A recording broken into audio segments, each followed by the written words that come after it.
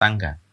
Karena sesungguhnya menjaga keluarga kita dari segala macam pengaruh buruk bisikan setan yang bisa meluluh lantakkan kehidupan keluarga, itu sama dengan kita menjaga sebuah mesin produksi yang akan menghasilkan kualitas-kualitas keturunan yang luar biasa.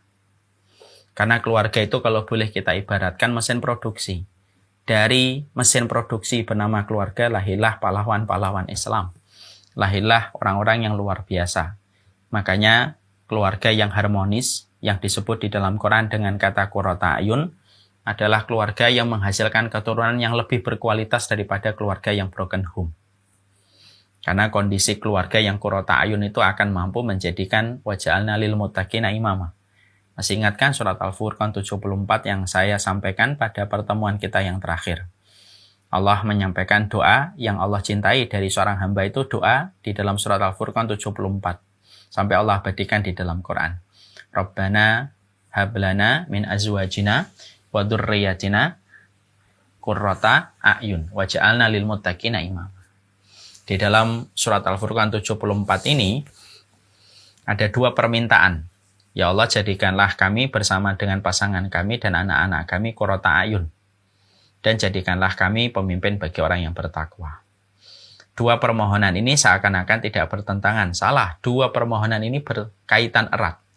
Kita tidak akan mungkin memiliki keturunan, memiliki suami yang mampu menjadi pemimpin bagi orang yang bertakwa kalau kualitas keluarganya itu tidak menjadi keluarga qurrata ayun.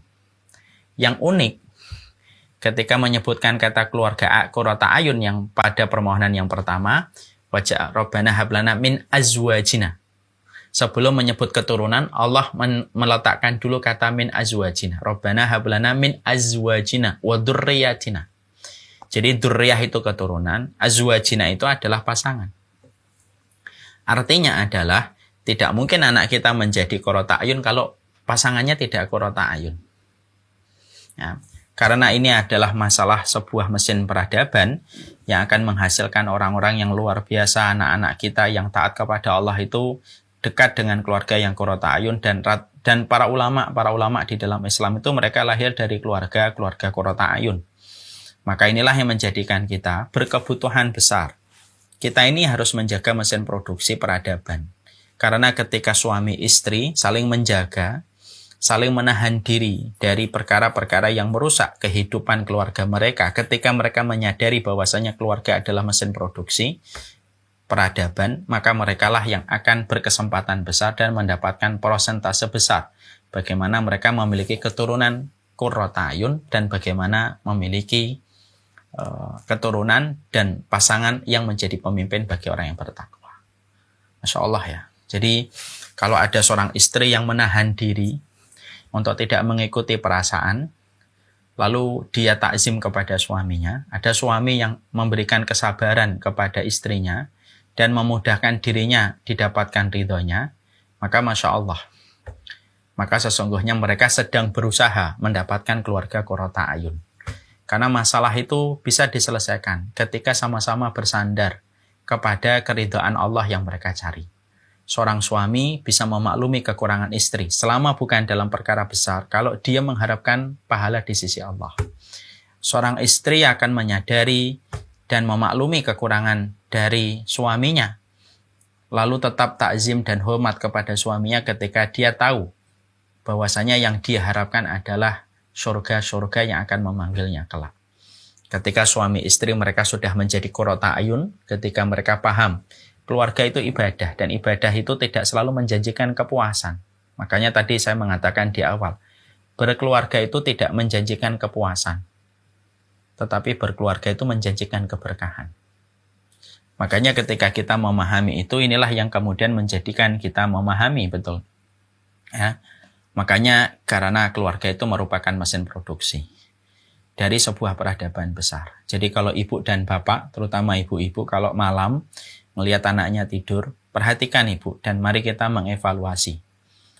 Kebaikan kita bersama dengan pasangan kita akan memberikan persentase kebaikan untuk anak. Karena anak akan tenang ketika orang tuanya dalam kondisi yang dilihat itu tenang. Jadi kalau anak melihat orang tuanya rukun, berkomunikasi yang baik, Maka anak tenang, tinggal bagaimana dia fokus apa yang harus dilakukan ketika masalah orang tuanya sudah selesai, ketika dia mendapatkan kenyamanan pada orang tuanya, ketika menjadi bagian dari keluarga. Tapi anak itu tidak akan bisa fokus apa yang menjadi kualitas dalam hidupnya kalau yang dilihat dari bapak dan ibunya itu ada masalah yang tidak selesai-selesai, ada masalah yang tidak berujung. Anak tidak akan sempat memikirkan apa konsentrasi pada kualitas hidupnya. Karena apa? Karena dia akan terbebani dengan setiap pertengkaran yang didapatkan dan dia lihat serta dia peroleh dari pertengkaran orang tuanya. Dan itulah yang kemudian menjadikan kita harus mikir betul.